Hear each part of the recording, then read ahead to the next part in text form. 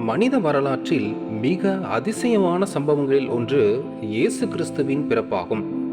ஒரு கன்னிகை மனித தந்தை இல்லாமல் எப்படி கர்ப்பமானாள் என்ற கேள்வி பலரின் மனதிலும் எழும்புகிறது.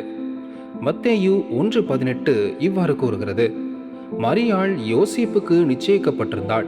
அவர்கள் சேர்ந்து வாழ்வதற்கு முன்பே அவள் பரிசுத்த ஆவியினால் கர்ப்பவதியாக காணப்பட்டாள். இது சாதாரண மனித பிறப்பு அல்ல, தேவனுடைய அற்புத செயலாகவே வேதாகவும் கூறுகிறது. லூக்கா 1:34-35 மரியாள் தேவதூதனை நோக்கி, நான் கன்னிகை, இது எப்படி நடக்கும் என்று கேட்கிறாள். அதற்கு தேவதூதன், பரிசுத்த ஆவி உன்மேல் வரும், உன்னதமானவரின் வல்லமை உன்னை ஆட்கொள்ளும் என்று பதிலளிக்கிறார். இதன் மூலம் இந்த கருத்தரிப்பு மனித சக்தியால் அல்ல, தேவனுடைய சக்தியால் நடந்தது என்பதை வேதாகமம் தெளிவாக காட்டுகிறது. இந்த சம்பவம் ஏற்கனவே ஏசாயா தீர்க்கதரிசியின் மூலம் நூற்றாண்டுகளுக்கு முன்பே அறிவிக்கப்பட்டிருந்தது. இதோ, ஒரு கன்னிகை கர்ப்பவதியாகி ஒரு குமாரனை பெறுவாள், அவருக்கு இம்மானுவேல் என்று பெயரிடப்படும் என்று ஏசாயா 7:14 எழுதப்பட்டுள்ளது. ஆகவே இயேசுவின் பிறப்பு சாதாரண குழந்தையின் பிறப்பு அல்ல, அது வாக்குத்தத்தம் பண்ணப்பட்ட மேசியாவின் வருகையாகும். உயிரியல் ரீதியாக மனித பிறப்புக்கு ஆண் மற்றும் பெண் இருவரின் கலப்பும் தேவைப்படுகிறது. ஆனால் வேதாகமம் கூறுவது என்னவென்றால், இயற்கையை படைத்த தேவனால் இயற்கை விதிகளை மீறியும் செயல்பட முடியும் என்பதே. ஆதியாகமம் 1:1 கூறுகிறது: துவக்கத்தில் தேவன் வானத்தையும் பூமியையும் படைத்தார். பிரபஞ்சத்தையே இல்லாமையிலிருந்து உருவாக்கிய தேவனால் ஒரு கன்னிகையின் கர்ப்பத்தில் உயிரை உருவாக்க முடியாதா? வேதாகமத்தில் இது போன்ற அற்புதங்கள் பல உள்ளன.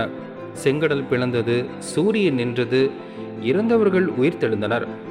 எனவே கன்னிகை கருத்தரிப்பு தேவனுடைய அற்புத செயலாகவே புரிந்து கொள்ளப்படுகிறது. ஆரம்பகால கிறிஸ்தவர்களும் இந்த உண்மையை உறுதியாக நம்பினர். இக்னேஷியஸ் மற்றும் ஜஸ்டின் மார்டைர் போன்ற ஆரம்பகால சபை தலைவர்களும் இயேசு கன்னிகையால் பிறந்தார் என்று எழுதியுள்ளனர். மேலும் மத்தேயு மற்றும் லூக்கா சுவிசேஷங்களின் ஆயிரக்கணக்கான பழமையான பிரதிகளிலும் இந்த உண்மை மாற்றமின்றி பாதுகாக்கப்பட்டுள்ளது.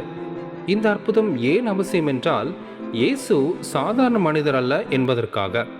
அவர் முழுமையான மனிதனும் அதே நேரத்தில் தேவனுடைய குமாரனும் ஆம். இது மேசியா பற்றிய தீர்க்க தரிசனத்தின் நிறைவேற்றமாகும்.